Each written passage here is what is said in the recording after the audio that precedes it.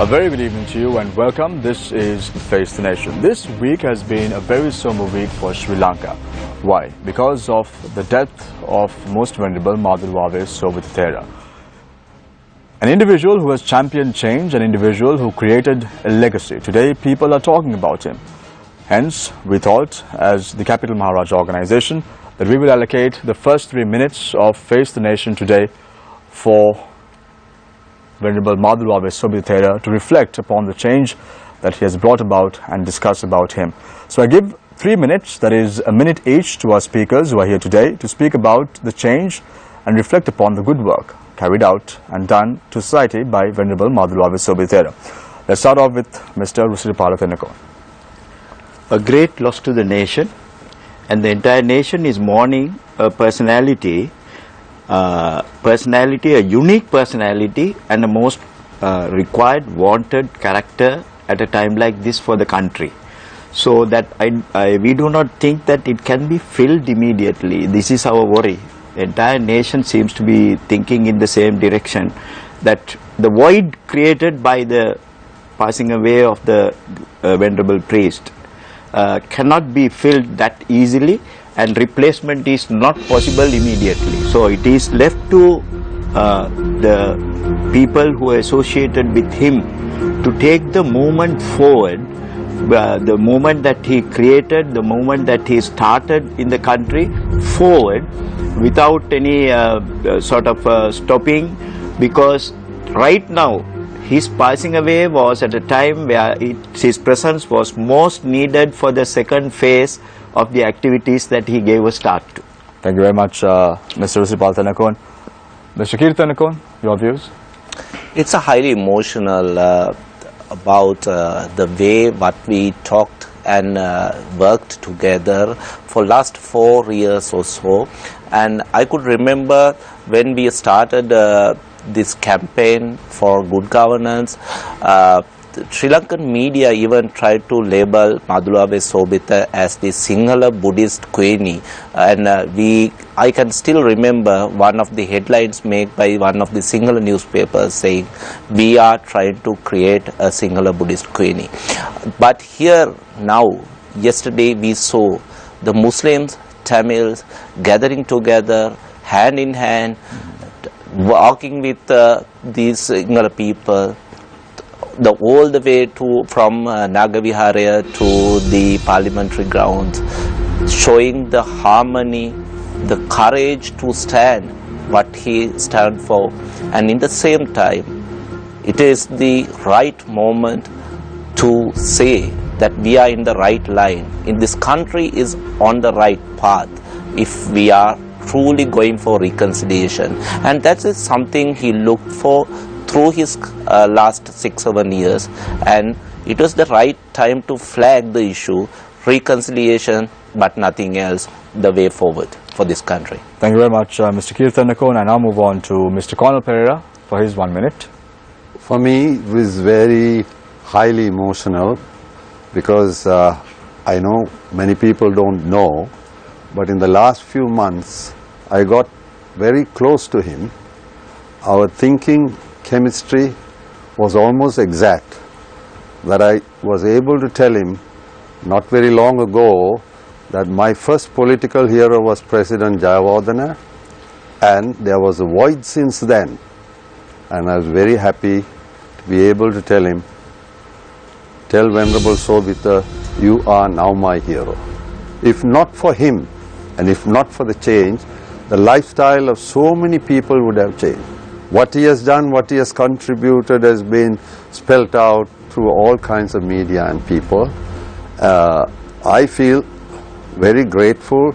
I have a great sense of gratitude for him. As I said, he was my next hero after President Jayawardena. I was with him till the last moment. I was not expecting to say these things, and thank you that I was able to express my gratitude and respects to Venerable Sobhitera. Thank you very much, Mr. Colonel Pereira. A hero, a national treasure, and a true champion of change. Today's topic of discussion is the state of the economy and budget 2016. I want to start off this evening's show with a quote by Venerable Madhurave Sobhitera. If one bribery commission is not enough, let's establish more bribery commissions. Don't forget, the victory achieved by the people on the 8th of January is not of any individual. It's of the people. Don't forget, let's work towards the people and good governance. Let me introduce our guest this evening formally. Mr. Rusiripala Thendakon, who is a banker, has joined our show on a previous occasion as well. Mr. Cornel Pereira, who is an entrepreneur and a businessman, and also Mr. Kirti Thendakon, Executive Director of the Campaign for a Free and Fair Election. A very good evening, gentlemen, and thank you very much for joining us on Face the Nation this evening. Let's start off with Mr. Rusiripala Thendakon, who is a banker. We saw the resignation of an individual, a very strong minister of the United National Party government. That is Tilak Marapana. He is a nationalist MP of the UNP-led government as well. His resignation, does it solve the problem in terms of the country's economy? We're talking about a budget that is going to come into play in exactly 7 more days. Does this solve the problem? The time starts now. Yes. Well, the resignation of Honorable Tilak Marapana from his post, the ministerial post, I don't think that is going to solve any problem. That will solve his problem of being criticized by the parliamentarians, by the people, by the critics in the country, those who are interested about these corruption issues and various things. So, I mean, he has one thing, he has shown a very good example which is very much required in the political discipline of this country today, which is not very often seen, or we are not lucky to see that type of thing. Why? Because there have been many occasions previously where people should have taken decisions like what Mr. Marapana did. If he feels that he has done something wrong, or well, he has committed something, or he was wanting in something, the best thing for a person to do is to resign that post, which he has done.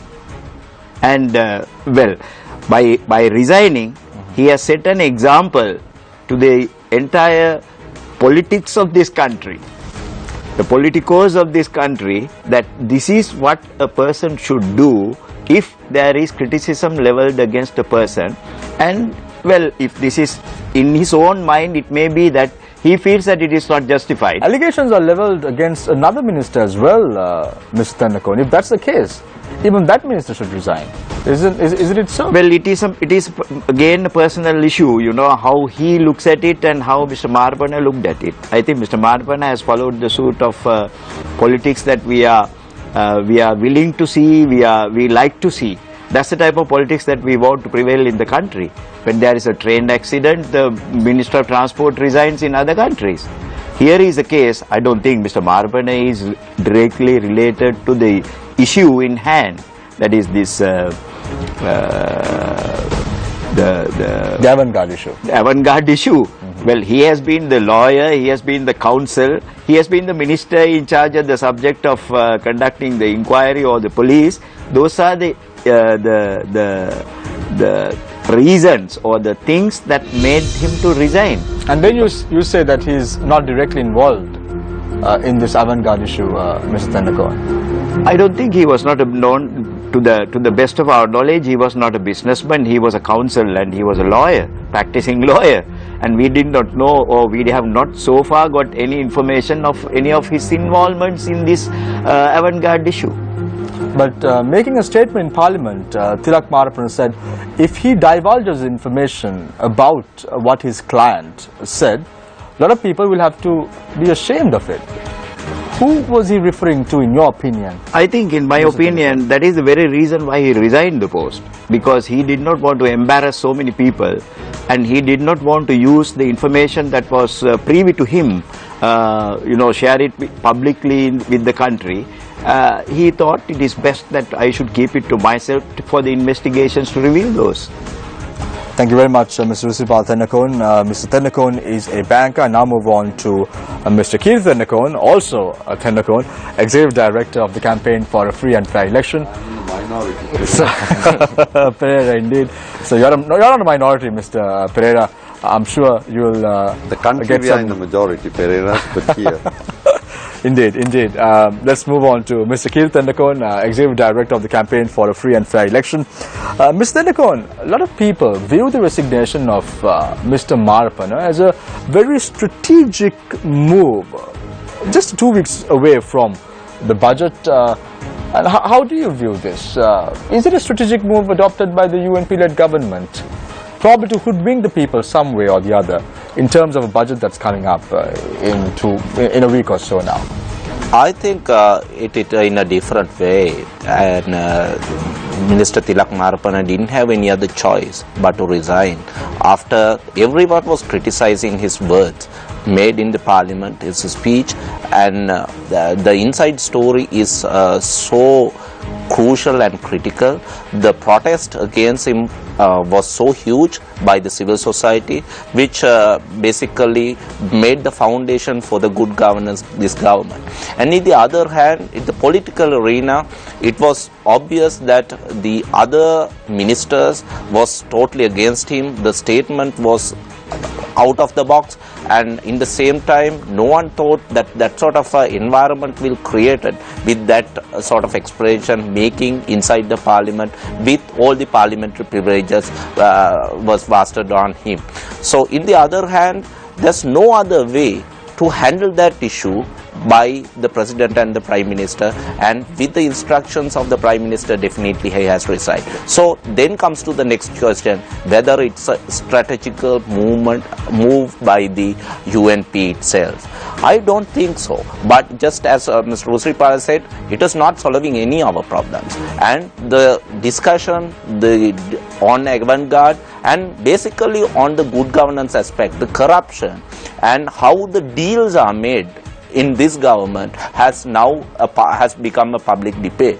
And this, the good side of that is that, and we were in a blank for a very long time about how these inside dealing is taking place when it comes to the very concerned business. And in the other hand, we are talking about the openness of the government, which has not taken place for a very long time.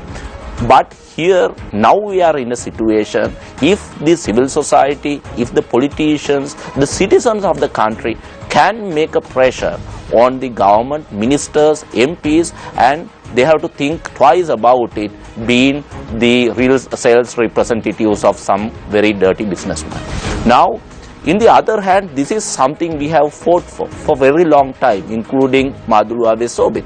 As I said, I mean, last 3 years, everyone was talking about the transparency. Everyone is talking about the clean hands. And if someone has done something which is not appropriate, and they have to pay the penalty for that. And in the other hand, there are some other people who did the same. And now it is very open secret that the other minister, namely the Vijayadasa Rajapaksa, has misled on this particular issue. The parliament was misled, and the Attorney General's department's issue, and we know that some of the very concrete evidence and the documentation is available public now. What are the Attorney General's department's, I mean, the observations on this? So I think the same example led by Tilak Marapana has to follow by all the ministers. So that's the only way out if we are looking for good governance from this government. Thank you very much, Mr. Keith Tennakone. Now I come to Mr. Cornel Pereira. Mr. Pereira, not a minority anymore. You get 3 minutes as well, just as the other speakers. Mr. Pereira, we saw a lot of developments taking place in Sri Lanka over the last 1 week. We saw a minister's resignation. We saw the ministerial portfolio being split into two and being given to Mr. Sagar Ratnayaka as well as Mr. D.M. Swaminathan. In your view, you're a businessman and an entrepreneur. In your view, how do you view these developments that has taken place in Sri Lanka over the last 2 weeks or so? Your time starts now. May I at the outset say that I wasn't quite prepared to face this kind of thing, because one thing, I was away from this country and I came back only when the remains were brought back from Singapore. And I have been a little emotionally disturbed for the reason that I mentioned earlier. Apart from that, you have to understand that I am a supporter of the UNP. Some part of this which you mentioned about the resignation of a minister and why that resignation took place, and there was a topic for that. It is the avant-garde thing. I am not conversant or competent enough to make comments on that subject. It's a very complicated thing and I was never involved. I have known Mr. Marapana as a very capable, honorable lawyer, irrespective of why and how. The fact that he set a precedent to resign is something I respect him for. And about Mr. Vijayadasa, I know him, he is also a party worker. I would like to refrain from commenting. Mr. Sagala Ratnayaka, I know, I worked with him very closely. Irrespective of what has been said here or there, he is a very knowledgeable, competent, I think highly educated, clever person. Mr. I want to take your attention to the resignation of Mr. Marapana alone. Does this bring about good governance in the country? That's my question to you. Yes. How does it bring in good governance? The very fact that he resigned,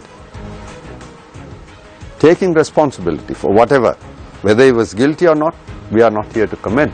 But there have been so many incidents in the past with different governments. But there are a few other ministers as well who are involved. If that is the case, they should also resign in this good governance structure. Yes, do you agree or disagree? Of course. To exhibit the good governance structure, then anybody else involved should also resign. But is there anything to say somebody else is also guilty? This we don't know. We saw Mr. J.R. Jayawardena requesting a cabinet minister to resign. You said you are a strong supporter of the UNP, and we saw in the early 1980s Mr. J.R. Jayawardena requesting one of his cabinet ministers to resign from his post because of the fact that he went against the budget speech that he made.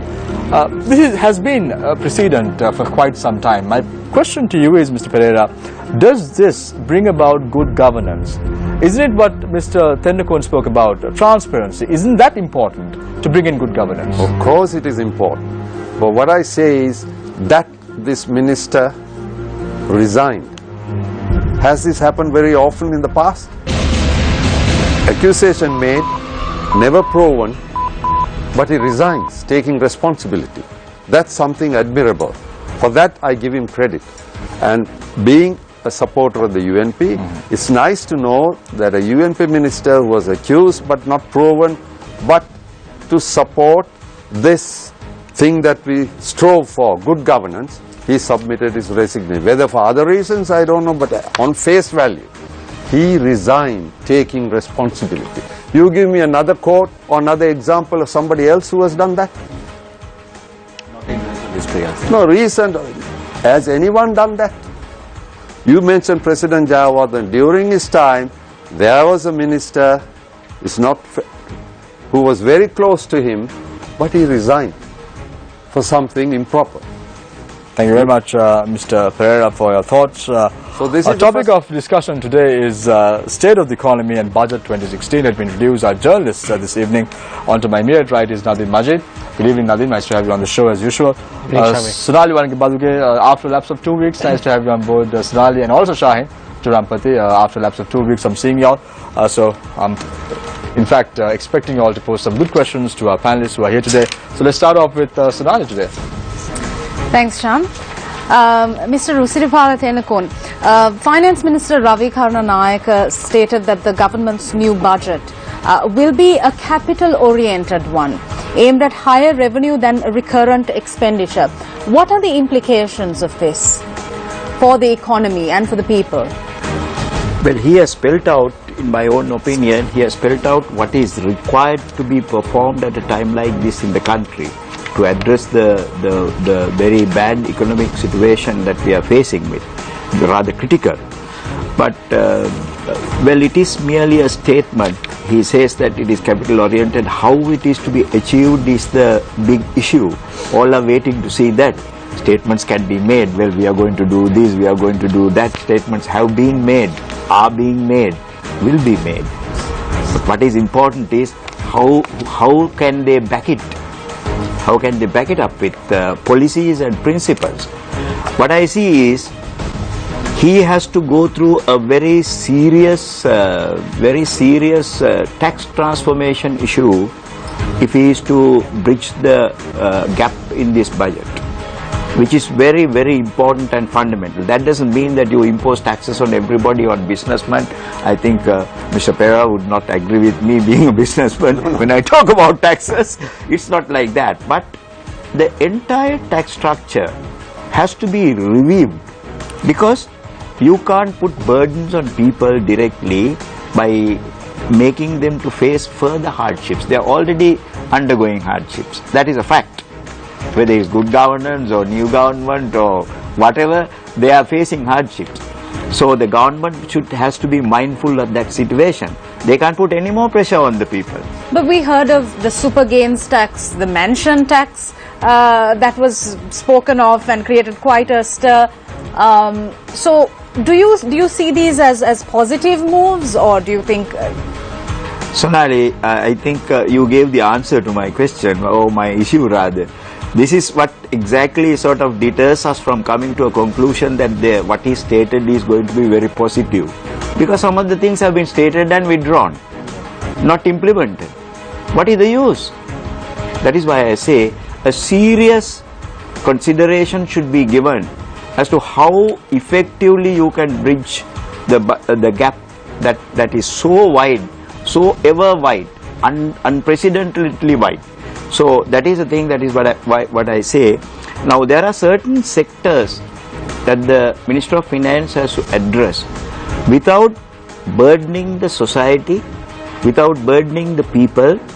He has to think of ways and measures in keeping with the trends of the world, the most recent economic trends in the world, as to how he can bring in more revenue to the government. One way is, the banking sector in this country, a reformation of the banking sector. How do you propose to do that? Well, there are very serious considerations going on now in the world scenario about the banking sector. Unfortunately, some of the things that the world is rejecting is happening here.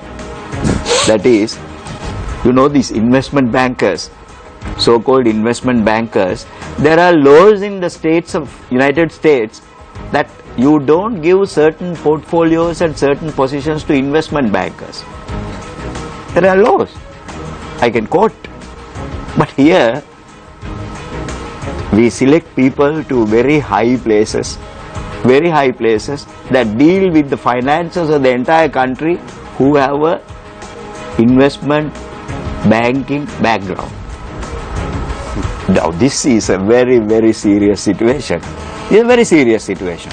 There are considerations which are being discussed very seriously in the financial world, that you don't make an investment banker a director of a commercial bank, a subsidiary. You don't do that. These are going to be accepted principles in the economic world. So therefore, one has to be mindful of what is happening in the rest of the world, what is happening in the global financial scenario, and what you should do to bring about a settlement or a solution to the issues without burdening the people. This is my concern. This is what I say the finance minister should address very seriously, rather than making statements of, introducing all kinds of budgets which are not practicable. So I just want to add to Mr. Rusiripala's the comments. The one-off taxes is not the proper way of handling things when it comes to the finance. And if you are looking for, budget defects, or they address the issue of narrowing the gap of a budget, one-off taxes, it could be one efficient way, but that definitely leads to the political victimization in some selected areas. And that's why it is not recommended way or recommended prescription for the budget issues. But here, are we going to do the same is one other question. The other question, are we make these statements on policy basis? Are we having the real policies? For example, known and well talked about issue when it comes to the taxation on the vehicle imports, the leasing issue, and the 100% leasing was taken off, and within 3 weeks once again it was reduced, and no one has ever done is this based on any calculation what is the appropriate number of vehicles which should go along with the standards of the Sri Lankan roads? No, this is just the deals in one hand, in the other hand sailing with the other people's emotions. Mr. Pereira, the general notion has always been that the UNP is a very business-friendly party. However, when you take a look at the 2015 interim budget that was presented by the Finance Minister, again as Mr. Tendakon suggested, there was a lot of political victimization. At least it was directed towards that end. Because we saw the super gain tax coming into play, we saw the mansion tax coming into play, the one-off taxes coming into play, so on and so forth. Is the UNP concerned about the interest of the business community anymore? Well, I have to say this, that those ad hoc taxes, maybe it was not a thing to do and not to go on a case-by-case basis, but you have to take into consideration what did the UNP inherit. After they inherited the government, they found the financial situation of the country and the treasury was much worse than what it was reported to be. And this is where the UNP entered into government. So naturally, as a businessman, if I find I am in bad shape, I have to get some monies from this department, this or the other, I would hurriedly look into things. But can you sustain a country's economy that way, Mr. Pereira? To sustain, you need long-term plan, highly considered, and about this, the Prime Minister has already made indications in his policy speech. What things will happen, how to promote FDIs, how to support the tourism industry, a lot of things with the big programs that the government has in mind, megapolis and so on. Mr. Pereira, I want to drag your attention to the 2002 budget speech that was also made by the Prime Minister. Have you been able to read the transcript or even listen to the speech that was made by the Prime Minister in the year 2002? 2002, no. Mr. Pereira, there are a lot of similarities that were made in the 2015 economic policy statement, right. At least in 15 fronts that the Prime Minister made. Isn't it a bit archaic and a very similar approach adopted by the Prime Minister and his government in terms of the country's economy? I can say this, the 2002, I don't really know, I can't recall, but what he has done now is not archaic, it's moving forward. I want to interrupt you for a second there. I want to get Mr. Tendakon's views on this. What are your thoughts on this? The 2002 budget speech and 2015 economic policy statement. A lot of similarities. Lot of similarities, and when it comes to the introduction of these two, the 2002 and 2015 policy statement, I think, the situations are much similar, the challenges are much similar, but here when you go into the details, in some cases we have seen the same tone was repeated, same facts were repeated, but in one shot, one can say that UNP has not moved for last 13 years. And if someone is saying that, yes, it is arguably correct. Mr. Tendakon, what are the specific issues where you say the UNP has not moved forward in the last 13 years? No, when I said what I said specifically is that in what when areas? comparing to the 2002 budget speech of the UNP, but and the Sri Lanka is still facing many of the same problems economically that we did in face the global in scenario, yes, but in the local context, it's not the case. Now, today, the rupee hit 150 against almost 150 against the US dollar. So, are we going up? No. we are having a definite crisis on our hand and we have to face it. We are middle of a crisis. It is not coming. It has already landed. We are in the middle of crisis and some sort of a national policy has to be adapted. But when we are looking for the differences or the similarities of the 2002 and 2015 for that matter, one can definitely argue with examples that the UNP has not worked out its economic policy. So in your opinion, what should be the priorities of the UNP? As a social activist, can you tell me what should the UNP's, well, we can't really say the UNP's because the SLFP is also part of this government, but what should the priorities of the 2016 budget be? Definitely addressing the issue of micro-scale finance, the business, is the key, I think. Because I mean everyone agrees that medium and small-scale business is the one way forward. And this policy statement basically talks about agriculture and all that. But here, are we ready to address the issue of micro business when it comes to the, for example, when it comes to the small and medium scale business? According to the latest statistics, almost 98% of the Sri Lankan business is coming with the micro levels. So there's no mention about it, the micro business, and what are the subsidies they are going to do, what are the incentives they are going to give, is nothing mentioned. And they are talking about the service sector, the manufacturing sector, which is very contrasting, and we can go into the details in the other sections, but here are we really facing the challenges is the key issue. Mr. Pereira, you want to say something? I wanted to interrupt here, sorry, but you are now looking at the budget that was pronounced, I don't know the details, in 2002. Was the UNP or the government, Mr. Ranil Wickremesinghe, given a chance to implement that? Within 2 years, short while he was knocked out. And I'm also saying those policies which may have been enunciated, I'm not thorough with it now, are not very different from, you only have to look at the policy statement of the Prime Minister.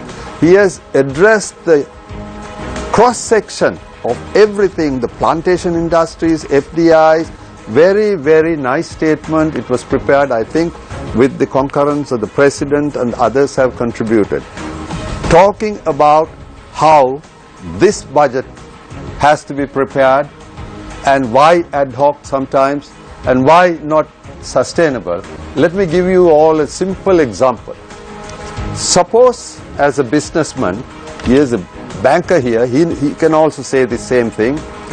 As a businessman, I had no choice but to buy this company that was in debt.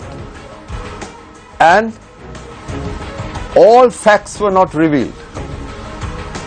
The statement of the finance was not, some of them were hidden, suppressed, but I have taken over the company. This was exactly the situation what happened. I want to interrupt you for a second, Mr. Pereira.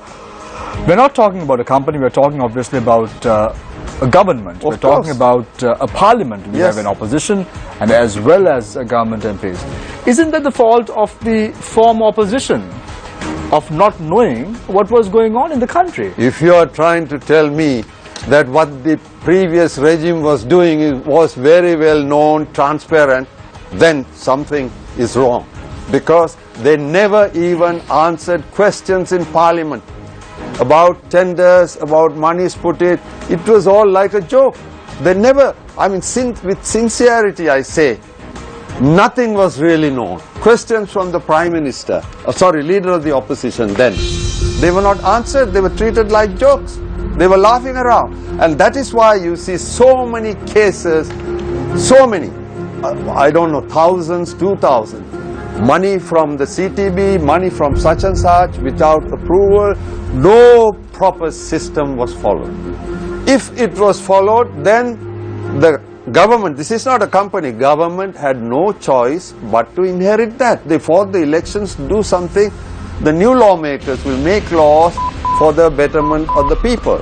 But when they come in, they find, oh, this is not the only loss. There's losses here, there's losses over there.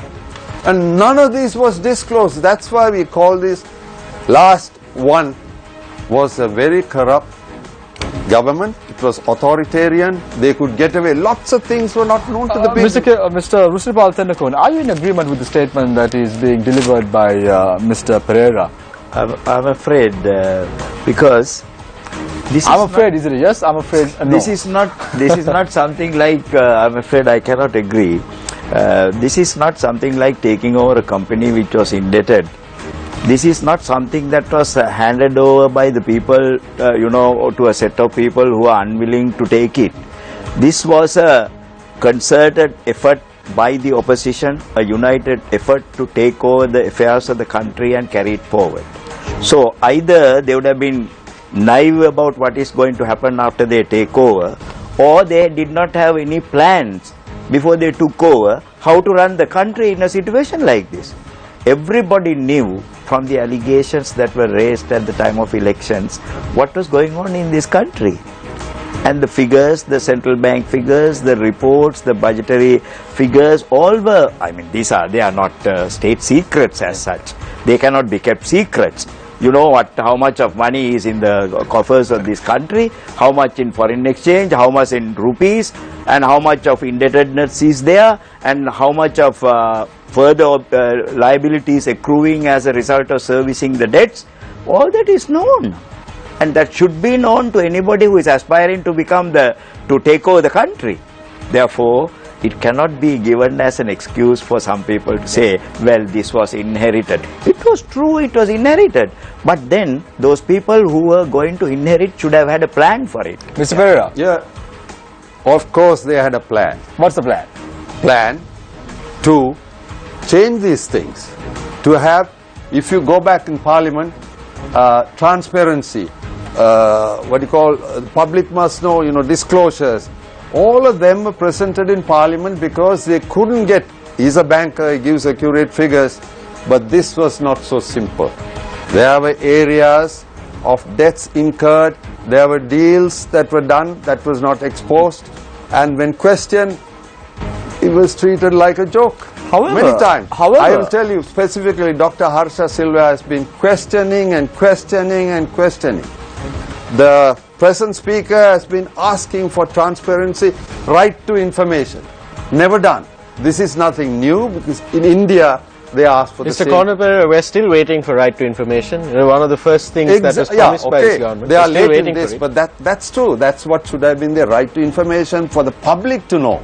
And as I understand it from conversation with several MPs, several key committees in Parliament are yet to be constituted. MPs don't even know which committees they're in, and they're bringing a budget in next week. Yes. Yeah, well, this is the issue. All of a sudden, let me finish this, please. Yes. Mr. Iran. Mr. Pereira, I want you to be very watchful when using the names of members who are not here today. Okay. There was full responsibility for the statements that you make. There was an economist of the UNP, well respected locally and internationally. He's been asking questions and questions and questions. There was a banker, respected, educated, who's been asking, did they ever get any answers? Did they ever get any answers? And that is why the people changed. Yeah, that's why they changed. So and then we are having wrong the same, to say. And now the people are asking them there questions. There was no naivete at all. It was just facts plus minus. There was no disclosure. You cannot deny there was no disclosure to any economic, financial numbers question that was asked. Mr. Tennakon. I think all of a sudden a politician's coming and addressing a nation or addressing in a meeting saying this country is bankrupt and we are having this problem and that problem, that's why we are not performing. It's bullshit.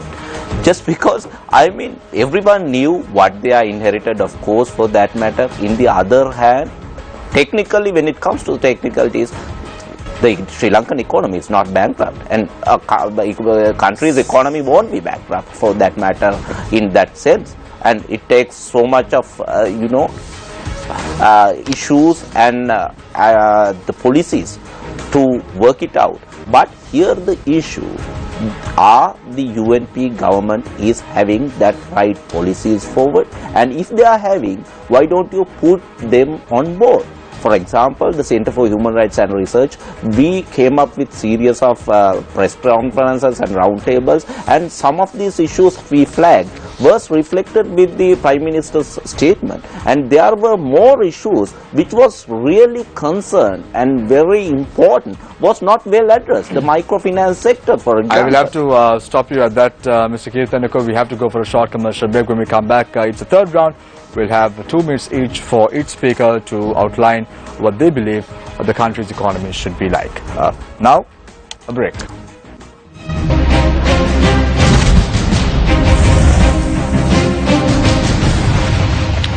Welcome back. This is Face the Nation. Let's start off our third round with Mr. Cornel Pereira.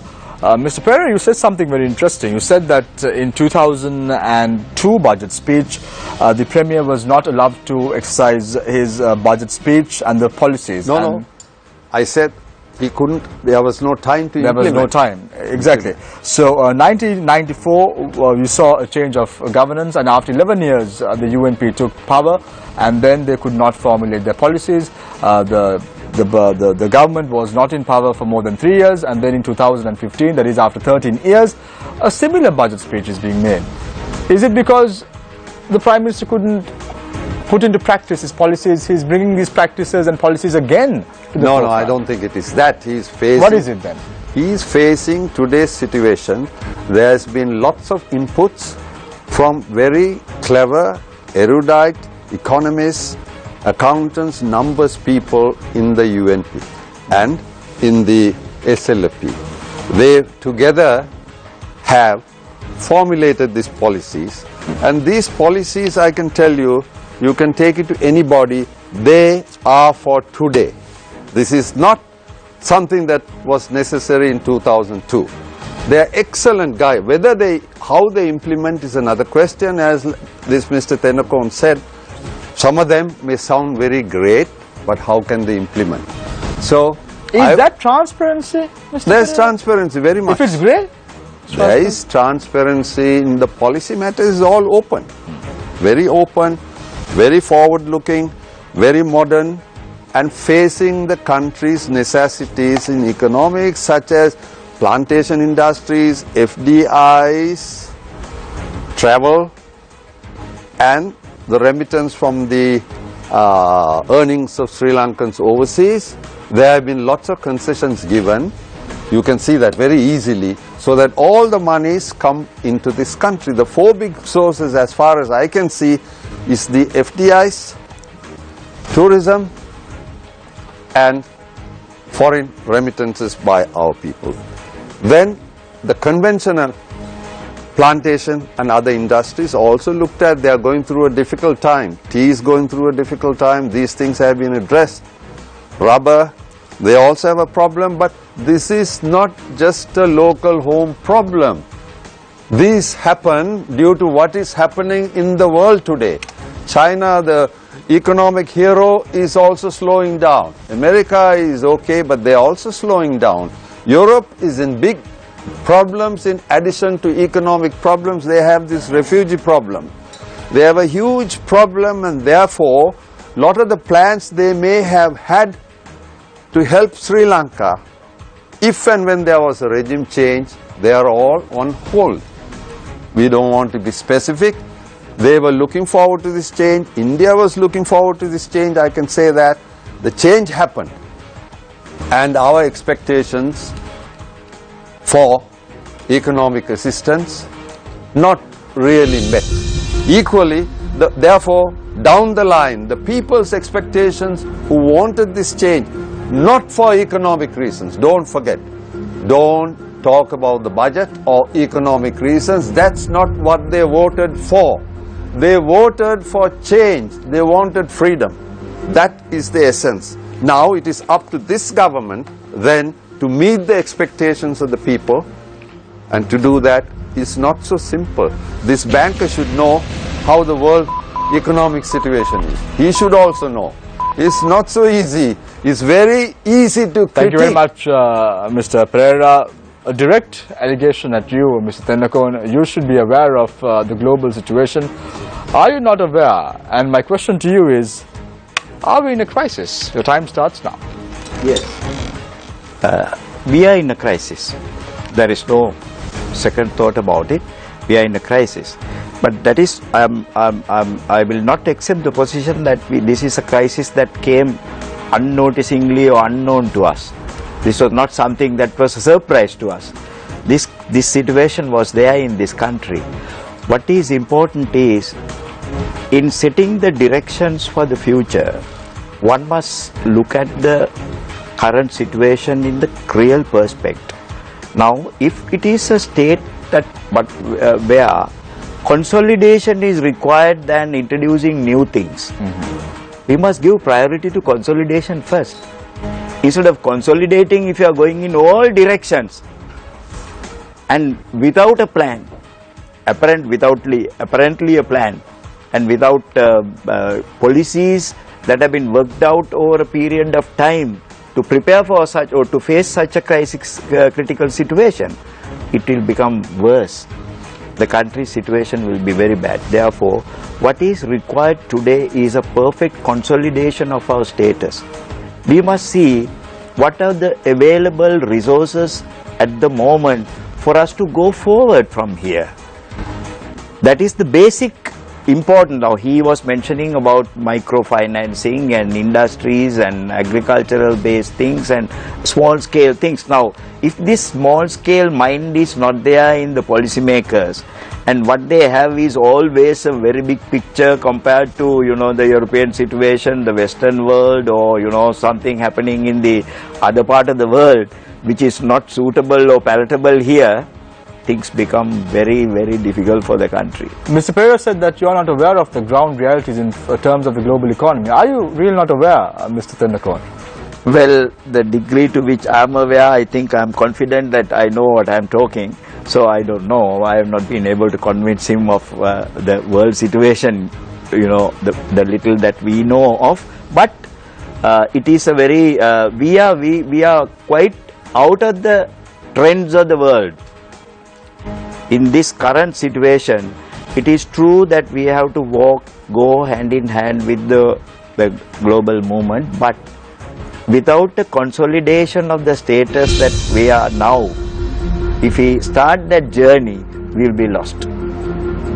This is what I want to emphasize. Thank you very much, Mr. Rusilpal Tennakon, very modestly outlining his remark about what Mr. Pereira said. We'll of course, Mr. Pereira, get back to you in a minute, but before that, let's move on to Mr. Keith Tennakon. Are you in agreement with the two conflicting opinions? Mr. Pereira has an opinion and Mr. Tennakon has an opinion. Now as a minority, are you in agreement, Mr. Tennakon?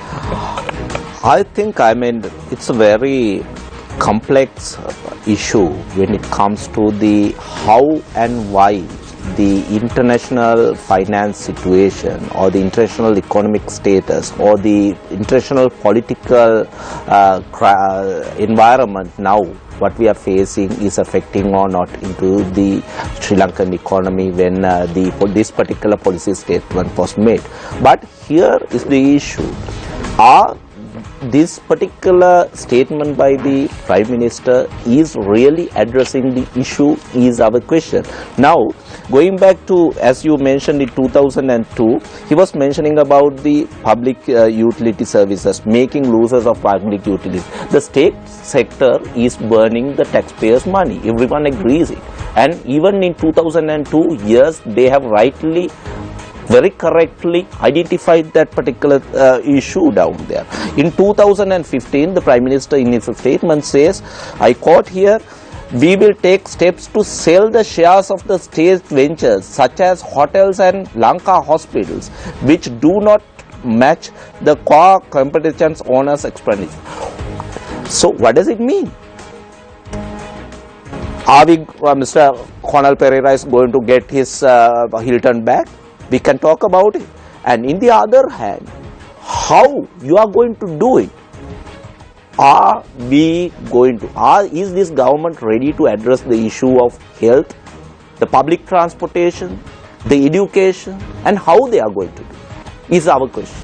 In the other hand, when it comes to the state of economy, it is all about good governance. We should, by example, show the world that we are having the judicial independence in this country. Are we having it that? I say, for me, still we are having the same judicial system which was inherited by the last Mahinda Rajapaksa regime. When it comes to the Attorney General's Department, for that matter, I'll keep away what the Attorney General's Department said on avant-garde in such a short period of time. But think about what happened on the PTA detainees yesterday. And there was an agreement with the hierarchy politicians and the political specters, and in the same time the civil society, and it was a very big demand. These PTA detainees has to be released, step by step process. But even yesterday, it was a total mess when these prisoners were taken into the courts early morning. And that issue was not there. If the Attorney General's Department cannot handle such a small issue, and how can we look for the justice? In the other hand, the law and order situation. We saw Tilak Marapana, the minister in charge of law and order, is saying, "Polisiya lakunu daganna utsah karno." If the minister is saying such a thing about the Department of Police, how we can expect the law and order situation? And if we are crashing down the students which was demanding for justice on their heads, so how can we look at, who can you expect the law and order situation? These are the minor factors. They are the most concern factors if we are looking to gain the foreign direct investments and the investments. Thank you very much, Mr. Kirti Nakon. Before we start the fourth round, I want to ask a question from Mr. Pereira. Mr. Pereira, you said there is a grey area. However, the grey area is not about policy. The policies are very transparent. I want to drag your attention to the year 2011, the Appropriation Act that was brought about by the Expropriation Act that was brought about by the previous regime.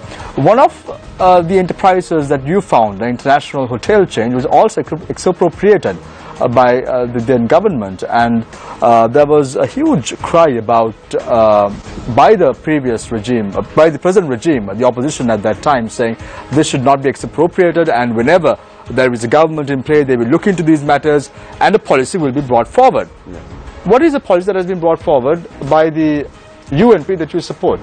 There is indication given in the Prime Minister's policy speech, I haven't read the whole thing, parts, where they talk about expropriation. Not only that, they've gone one step further and says no private sector establishment will be taken over, local or foreign. If this does not happen, then FDIs won't come. And there are some changes that must be made in the land law too. I think there's indications given about all this by the Prime Minister, and I know his policy speech very clearly states, and we were given the impression the expropriation bill will be killed and buried. I personally was asking for that. That's what I was working for. And by the way, this hotel chain, they are only the managers. The Hilton Hotel ownership was its Hotel Developers Lanka Limited, a company of which I still am the legal owner. So it is nothing to do with the chain. Chain are only the You said FDIs are very important. One of my listeners, Faraz Shaukat Ali, says that with 40% of microfinance interest rates, he's also a journalist on our show on most of the days, but today he's ill and watching it at home. 40% of interest rates on microfinance, how can you attract FDIs to come into the country? You can answer that, but on the FDIs that I am talking about, big time investors, we just talked about the hospitality or the hotel trade. The big investors that the last government was trying to attract and attracted and concluded agreements with was Shangri-La and the like. The local companies have already gone ahead with the hospitality industry. About that I can answer and say Some of them are on the sidelines to make sure that this government will kill the expropriation bill and will give assurance that this government will not take over any foreign investment and give investment guarantees. Tell you the truth, as far as I know, the UNP government during Mr. Lalit Atulathmudali's time, the government had signed with European countries, specifically Switzerland, Germany and so on, Thank you very much, investment protection. Let's start off with Shaheen. Thank you very much, Shamir. Mr. Pereira, this is a statement you made in the previous round, and I'm really itching to ask this question. You mentioned before that the people voted for this government for change and not for economic reasons. If that is the case, what did they vote for? Is it for a worsening economy as we see now? I'm sure you know that. They didn't want a dictatorship. They wanted freedom. They didn't want to be frightened and afraid of white vans coming. They wanted to be able to say things to the press and have it printed out. All this was suppressed. I'm surprised you're asking me this question. That was primemost in the hearts of people. Nobody died of starvation in Sri Lanka, unlike in other dictatorships. They did not vote for anybody. They voted against the regime, most of them. You go into the statistics, you'll find out what really happened. If you analyze it, people voted against. President Maitripala from somewhere parachuted in. We are lucky we had him. Otherwise, the UNP, our party, was working for the regime change. They didn't vote anybody in. Mostly they voted against the regime.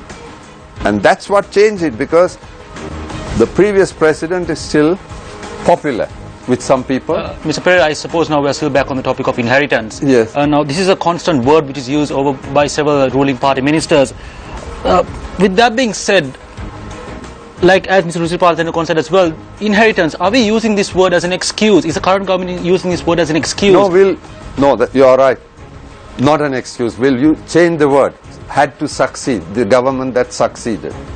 There was no choice. You play the game of politics, you have to take over whatever there is if you win. Why? You are doing it for several reasons. You feel this country can go forward, this country is being left behind, this country is going to make use of opportunities to give employment to the educated students that are coming out. They shouldn't be frustrated. The policy statement clearly says there is 1 million jobs planned, and there are also opportunities to be created for the educated who are out. Now the university students are protesting all the time. They have the right to. That has been addressed in the policy statement of the Prime Minister very clearly. And I say they really know if you don't do this, people are going to agitate. They already protest. They are fully aware, fully conscious, and it's a well-considered, studied set of policies that has been put forward, not just by the UNP and the Prime Minister, but with support coming from all round. Mr. Tendukon, retrospective taxes that have been proposed by the present regime, does it attract FDIs? Far from that. It's far from that. It imparts a fear in the minds of the investors that if this is going to happen to us once we come in here with big investments, what is our fate? So Mr. Pereira's statement about attracting FDIs is false. No, I am fully in support of what he says. I am fully in support. That fear should not be there. The fear was instilled and installed by the previous regime. I'll come into this underutilized assets tax. What the Ranil Wickremesinghe says, we also need the revision under the underperforming enterprises within the underutilized assets tax. That's what the Hilton and the Sevanagal Sugar and other 36 companies were taken on. Many disasters were harassed during the act brutally, while some were taken over. We will not engage in such activities. Fine words. This government will not take over private enterprises. Fine words. We will also review the business taken over in this manner using the act. Fine words. But here, yesterday we know there were new chairman was appointed to the Hilton, and it was a Prime Minister's the choice, and the minister's people blocked it and tried to have it was almost a quarrel down there. So if these words are going to happen in the practical world, why it is happening? Will all these 36 companies taken by the Mahinda Rajapaksa regime, when it goes to hand it over, or at least are they ready to sell it in public, or not a deal for that matter, maybe in the open stock market for that matter? Can I compliment Yes, yes. Kirti? Yes. I'm in full agreement with what Kirti said. But what we are hearing today about the businesses and the ongoing concerns is a little terrifying. There is very, very speculative information that some of the very profit-making organizations and institutions in this country, which are partly owned or the majority shares are owned by the government, are to be given to the private sector and to foreign investors. Now, is that the place, is that what is required right now?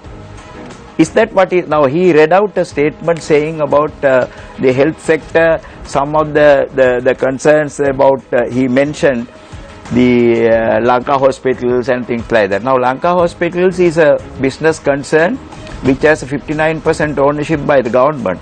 In other words, the insurance corporation. Now, I don't know if what we hear is true. It is going to be a very, very bad situation for the country. It's going to be another deal if the shares are to be given to somebody of choice, or if it is to be floated in the market, in the share market. I'm sure that is not going to be a good thing for the business model of this country, which we have been trying to sort of show and propagate and show the rest of the world.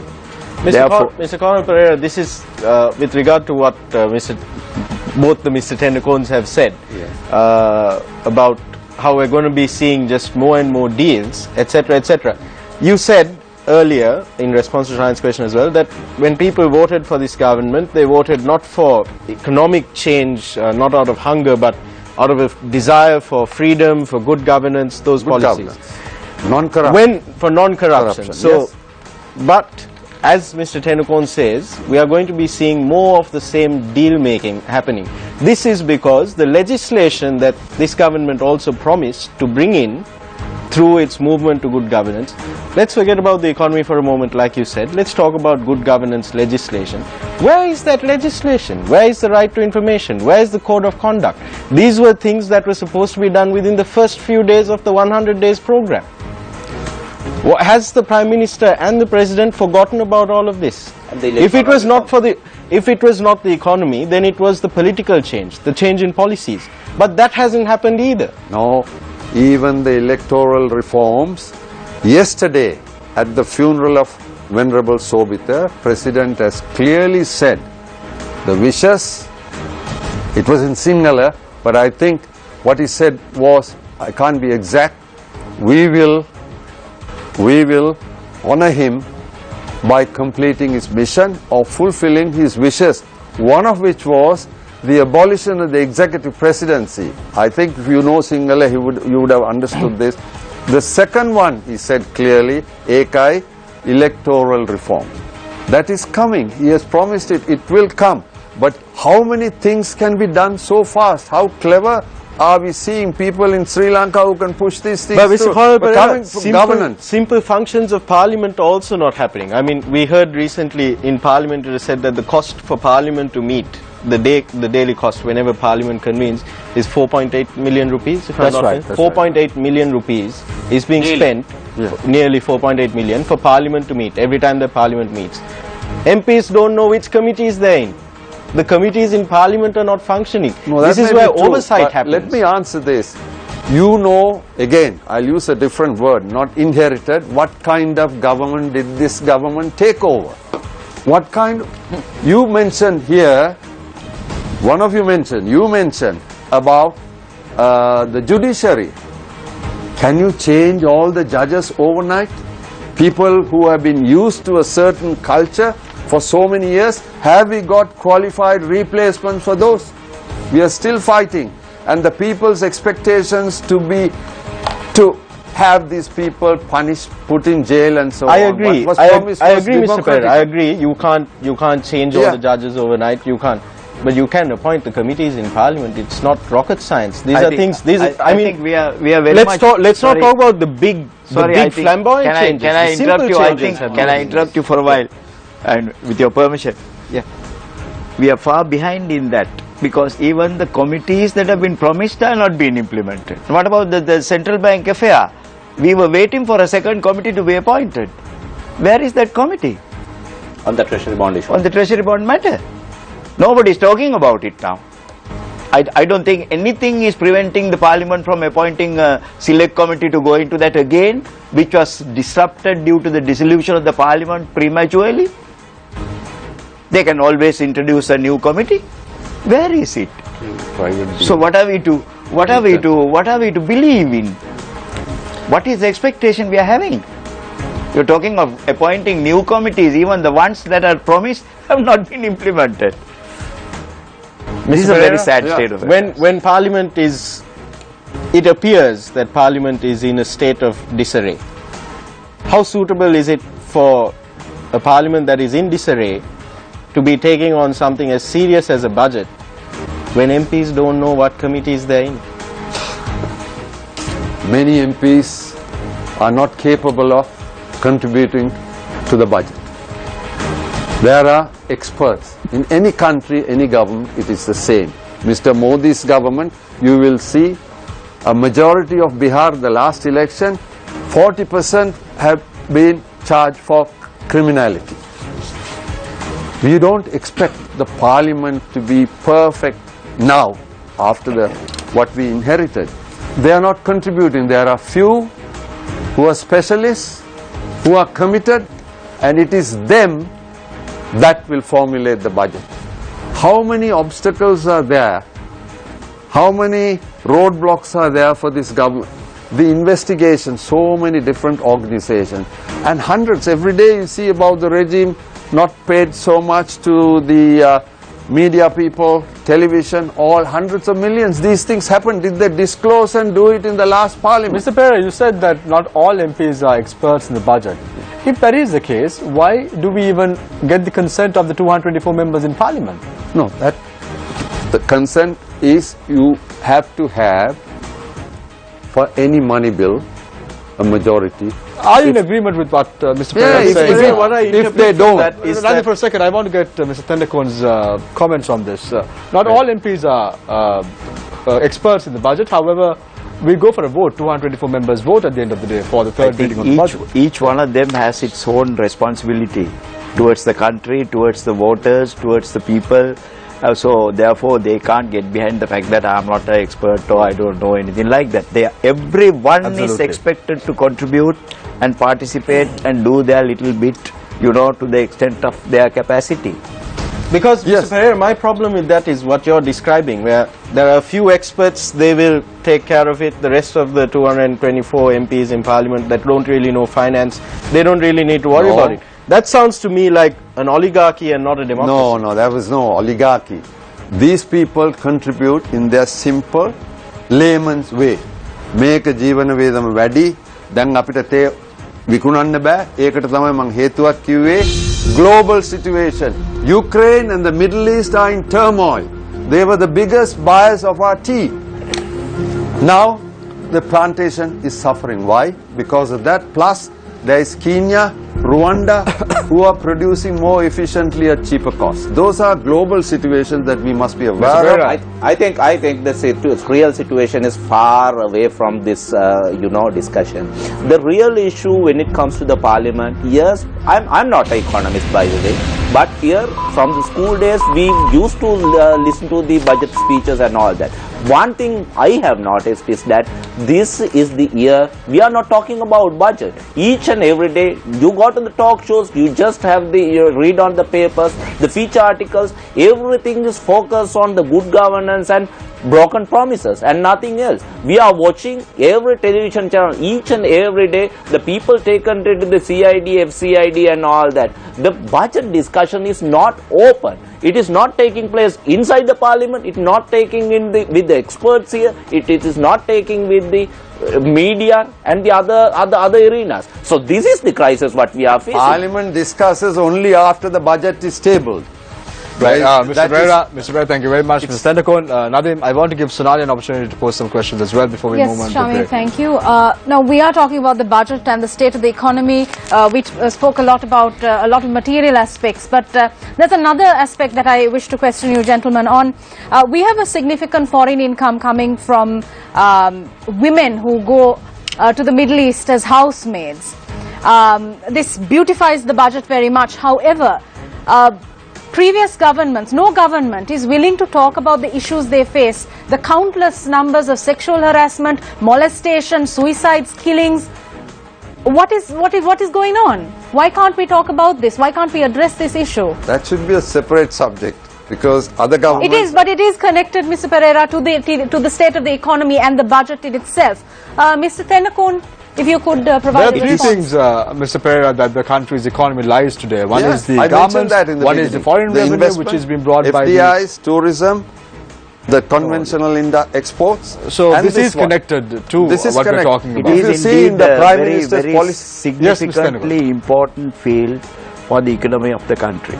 And on the other hand, it is also important from the point of view of the culture and the problems that they are facing as women, mothers, our sisters, family members. And also there is another factor which has not been considered by anybody so far. That is, what is their future after they come back? Now this is a country where there is no social security guarantee for the people who have spent their prime of their life working as slaves in other countries and coming back with a small earnings, and what is the rest of their life? What is going to happen to them? Who is going to take care of their future? Now this is an aspect that our country has been totally blind to take a serious note of.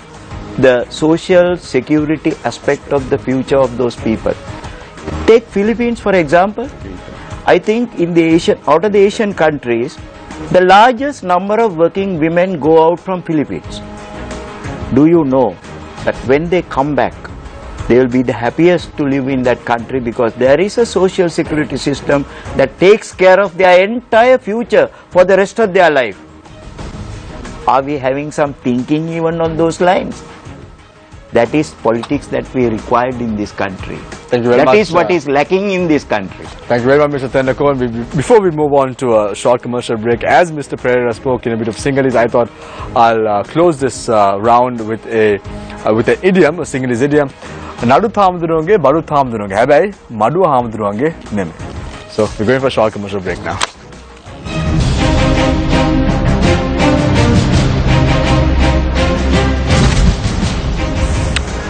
Welcome back. This is Face the Nation, the final round. Each speaker would get 2 minutes each to conclude. Let's start off with Mr. Pereira. Mr. Pereira, you are a businessman and a well-respected entrepreneur. You were a businessman and a well-respected entrepreneur. Final question, please don't respond as a politician. My final question to you is, foreign direct investors, you spoke about foreign direct investors, you spoke about foreign direct investments. Can we attract individuals like George Soros to the country, having a system like this in place? Your time starts now. Not on the existing system. This has created bad feeling among the FDIs in the past, but a correction is going to be made. It should have been made few months ago from my point of view as a businessman. People who are on the sidelines waiting with projects and investment possibilities, they will get the confidence when the budget very clearly states. The policy already states that we will not take over any foreign company, we will not take over any private sector company, local or foreign. That's very clear. FDIs, without FDIs, even China will have problems. Without tourism, China will also have problems. London depends. London is run on tourism alone. You can check that out, the figures. London is existing on tourism. So our government has to make it very attractive for FDIs. Our government has to make it very comfortable for them. They have to take away the fear that has been instilled into the minds of would-be investors in this country, because the FDIs have other destinations to go to. But they like this country. A lot of them who come and gone like to come again, invest, land. The land laws must be changed where the foreigners can buy or own or run or lease out in zones. We don't have to sell the whole country. Those things must be made very clear in this budget. If you do that, you will find that there are lots of investors who would rather come here than some other destination. And I am sure from the policy statement made by the Prime Minister, it's very clear. They take it very seriously. The ambassadors have studied that. And I am confident the FDIs will start moving in. I give you one example. Soon after the war, Shangri-La Hotel. Mr. Pereira, we have to stop there. But I'm going to ask you an open-ended question. I want a yes or a no. If you are a foreign direct investor, will you invest in Sri Lanka now at this very moment? A yes or a no only? You're thinking? No, I'm saying the policy... No. Is it a yes or a no? If you are a foreign direct investor, will you invest in Sri Lanka? Is it a yes or a no? Right now. You're talking about today? Today. No. Right. So thank you very much. After the Mr. budget, Pereira. it will be different. Mr. Pereira, thank you very much. I will have to leave it at that. I move on to Mr. Kirti Tendakon. What is the way forward for a country like Sri Lanka? You're a social activist. You've raised your voice on many matters. What is the way forward in terms of the budget that is going to be presented on the 20th of November? I think we are in an economic puzzle. We are in an economic puzzle. Our production increased, but our income lessened. When it comes to the issues like the tree production increased, the rubber production increased for last 5 years, and still the money what we are getting back is less. On the other hand, as you mentioned, the other main income generating factor, the foreign money is coming through the unskilled labor which exports to the Middle East and the other countries. But here we have to address the issue, number one, the value addition and the multiple sectors to be developed with a policy. In the other hand, we are having the energy crisis in our hand. 1/6 of the GDP is going out of this country as they paying for the energy. And in the other hand, we have to address the issues of skilled labor. Skilled labor is the key if you are looking for the way forward for a stable economy down there. In the other hand, only 1% of the economy is depending on the very mega enterprises or the manufacturers for that matter. And we have to address the small enterprises. We have to address the small businessmen who's having money and still afraid of investing those monies in this circumstance.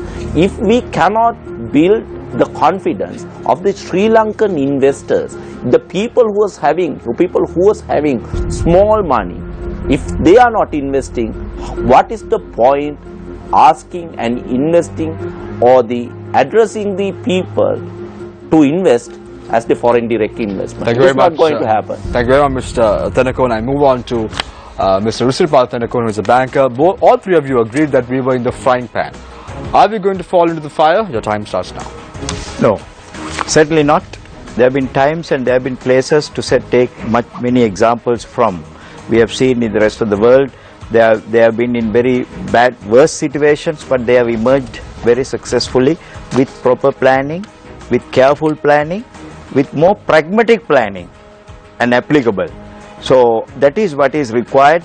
I stated that this country is going through a stage that needs a serious consolidation stage, looking at our own resources rather than the foreign investment part, giving priority to our own resources.